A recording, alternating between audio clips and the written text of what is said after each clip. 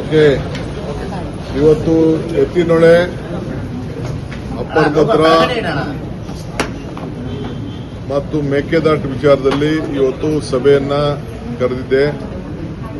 ನಾನು revenue minister, home minister, forest minister ಇಷ್ಟು ಜನ ಕೂತ್ಕೊಂಡು ನಾವು ಚರ್ಚೆ ಮಾಡಿದ್ದೇವೆ. ಎತ್ತಿನೊಳೆ ವಿಚಾರದಲ್ಲಿ ಫಾರೆಸ್ಟ್ ಇಂದ ಏನು ಕ್ಲಿಯರೆನ್ಸ್ ಆಗಬೇಕು, ಆ ಕ್ಲಿಯರೆನ್ಸ್ಗೆ ಕೆಲವು ಕಂಡೀಷನ್ ಆಗಿ ಸೆಂಟ್ರಲ್ ಗವರ್ಮೆಂಟ್ ಅವರು ಕಳಿಸಿದ್ರು. ಸೊ ನಮಗೆ ಆಲ್ಟರ್ನೇಟಿವ್ ಜಮೀನು ಏನು ಕೇಳಿದ್ರು ಆ ಜಮೀನೆಲ್ಲ ಕೊಡಲಿಕ್ಕೆ ಫಾರೆಸ್ಟ್ ಇಲಾಖೆಗೆ, ರೆವಿನ್ಯೂ ಇಲಾಖೆಯಿಂದ ಎಲ್ಲ ಟ್ರಾನ್ಸ್ಫರ್ ಮಾಡ್ತಾ ಇದ್ದೀವಿ.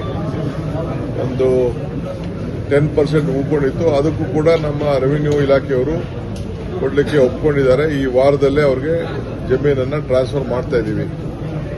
ನಿನ್ನೆ ನಮಗೆ 257 ಕೋಟಿ ರೂಪಾಯಿ ಕೊಡಬೇಕು ಅಂತೇಳಿ ನಮಗೆ ಇದನ್ನು ಕೊಟ್ಟಿದ್ದಾರೆ. ಏನು ಅದಕ್ಕೆ ಮಿಟಿಗೇಷನ್ ಪ್ಲಾನು ಮತ್ತು ಫೈನು ಇವೆಲ್ಲ ಸೇರಿ ಕೊಡಬೇಕು ಅಂತೇಳಿ ಫಾರೆಸ್ಟ್ ಇಲಾಖೆಯವರು ಕೊಟ್ಟಿದ್ದಾರೆ. ಸೊ ಅದನ್ನ ಇವತ್ತೇ ನಾವು ಕಟ್ಟಲಿಕ್ಕೆ ಮಾರ್ಗದರ್ಶನ ಕೊಟ್ಟಿದ್ದೀವಿ. ಆ ಹಣನ ಕೂಡ ಇವತ್ತು ನಾವು ಅವ್ರಿಗೆ ಕಟ್ಬಿಡ್ತೀವಿ.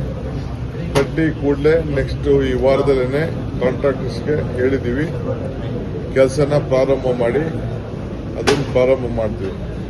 ತುಮಕೂರದು ಕೂಡ ಲ್ಯಾಂಡ್ ಅಕ್ವಿಷನ್ ವಿಚಾರ ಏನು ಉಳ್ಕೊಂಡಿದೆ ಅದು ಕೂಡ ಕೆಲಸ ಇದನ್ನ ಏನು ಸರ್ವೆ ಮಾಡಲಿಕ್ಕೆ, ಪೊಲೀಸ್ ಪ್ರೊಟೆಕ್ಷನ್ ಇಟ್ಕೊಂಡು ಮಾಡಲಿಕ್ಕೆ ನಾವೇನು ವ್ಯವಸ್ಥೆ ಮಾಡಬೇಕು ಅದನ್ನು ನಾವು ಮಾಡ್ತೀವಿ. ಸೊ ಆದಷ್ಟು ಜಲ್ದಿ ಚಿಕ್ಕಬಳ್ಳಾಪುರಿಗೆ, ಕೋಲಾರಿಗೆ ನೀರನ್ನು ತೆಗೆದುಕೊಂಡು ಹೋಗಲಿಕ್ಕೆ ಏನು ಕ್ರಮ ವಹಿಸಬೇಕು ಆ ಕೆಲಸ ಮಾಡ್ತೀವಿ.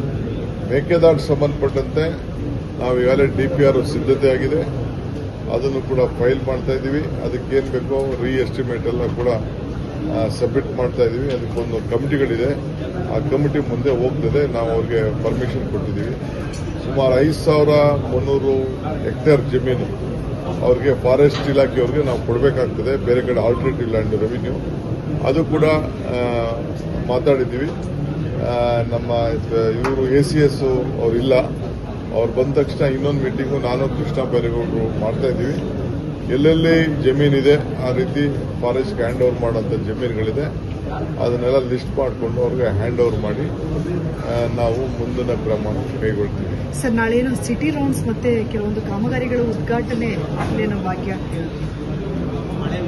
ಏನಮ್ಮ ಇಂಥ ದೊಡ್ಡ ವಿಚಾರ ಹೇಳ್ತಾ ಇದ್ದೀನಿ, ನೀನ್ ಯಾವ್ದೋ ಸಣ್ಣ ಸಿಟಿ ಅದಾದ್ಮೇಲೆ ಸರ್ ನಾಳೆ ಇಂಪಾರ್ಟೆಂಟ್ ಅಲ್ವಾ ಸರ್ ಮಳೆ ವಿಚಾರವಾಗಿ? ಮಳೆ ವಿಚಾರ ನಾಳೆ ಈಗ ಕ್ಯಾಬಿನೆಟ್ ಈಗ 3 ಗಂಟೆಗೆ ಚೀಫ್ ಮಿನಿಸ್ಟರ್ ಈಗ ಕರೆದಿದ್ದಾರೆ.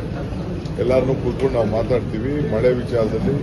ಈಗಾಗಲೇ ನಾನು ಫಾರೆಸ್ಟ್ ಇದು ನಮ್ಮ ಮರಗಳನ್ನ ಕಟ್ಟಿಂಗ್ ಎಲ್ಲೆಲ್ಲಿ ಗೊಂಬೆಗಳಿದೆ ರಸ್ತೆಗೆ ಎಫೆಕ್ಟ್ ಆಗ್ತದೆ ಪೊಲೀಸ್ ಅವ್ರಿಗೆ ಹೇಳಿದ್ದೀನಿ, ಅವ್ರು ಐಡೆಂಟಿಫೈ ಮಾಡಿ ನಮ್ಗೆ ಲಿಸ್ಟ್ ಕೊಡಿ.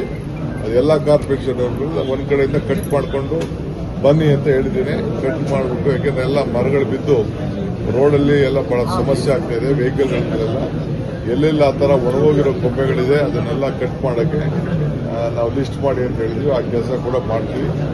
ಎಲ್ಲ ಕಡೆ ಏನಾದ್ರು ನೀರು ಬ್ಲಾಕ್ ಆಗೋಂಥ ಸಂದರ್ಭ ಇದ್ರೆ ಎಲ್ಲ ಕಡೆ ಕ್ಲೀನ್ ಮಾಡೋಕ್ಕೆ ಹೇಳಿದ್ದೀವಿ. ಸದ್ಯ ಮಳೆ ಬರಲಿ ಅನ್ನೋ ನಾನು ಸಮಸ್ಯೆ ಬರ್ತದೆ. ಆದರೆ ಕೆಲವು ಕಡೆ ಎಲ್ಲೆಲ್ಲಿ ಆ ರೀತಿ ಕಾಂಪೌಂಡ್ ನಿನ್ನೆ ಏನು ನಾವು ಐಡೆಂಟಿಫೈ ಮಾಡಿದ್ದೀವಿ ಅಂತ ಕಾಂಪೌಂಡ್ಗಳಿರೋ ಕಡೆ ಎಲ್ಲ ಒಂದು ಗುರ್ತು ಮಾಡಿ ಅಲ್ಲೆಲ್ಲ ಯಾರು ಕೂಡ ಅಕ್ಕಪಕ್ಕದಲ್ಲಿ ಓಡಾಡೋಕ್ಕಿಲ್ದಂಗೆ ಮತ್ತು ವ್ಯಾಪಾರ ಮಾಡೋಕ್ಕಿಲ್ದಂಗೆ ನಿಲ್ಲಿಸ್ತೀವಿ. ಈಗಾಗಲೇ ನಾನು ಆ ರೋಡ್ ಪಕ್ಕದಲ್ಲಿ ಏನಿತ್ತು ವಾಜಪೇಯಿ ಅವರ ಹಾಸ್ಪಿಟಲ್ ಪಕ್ಕದಲ್ಲಿ ರೋಡ್ ಇತ್ತು, ಅಲ್ಲಿ ಯಾರು ಮುಂದಕ್ಕೆ ಕುಂಡಿಸ್ಬೇಡಿ ಅಂತ ನಾವು ಮಾರ್ಗದರ್ಶನ ಕೊಟ್ಟಿದ್ದೇವೆ. ಸರ್, ನಾಳೆ 3 ಗಂಟೆಗೆ ಸಿಟಿ ರೌಂಡ್ಸ್ ಮಾಡ್ತೀರಾ? ಹೌದು, ಸಿಟಿ ರೌಂಡ್ಸ್ ಇದೆ. ಒಂದೆರಡು ಇದು ಫ್ಲೈಓವರ್ ರೆಡಿ ಆಗಿದೆ, ಆದ್ರೆ ಅದನ್ನು ಪೂಜೆ ಮಾಡ್ಬೇಕು.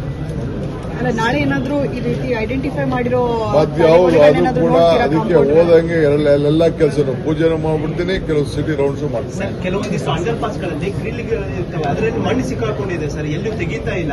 ಅದನ್ನೇ ಕ್ಲೀನ್ ಮಾಡಕ್ಕೆ ಹೋಗ್ತಾ ಇದೀವಿ. ನೀವು ಏನಾದ್ರು ಐಡೆಂಟಿಫೈ ಮಾಡ್ಕೊಡಿ, ಅದನ್ನ ಮಾಡೋಣ.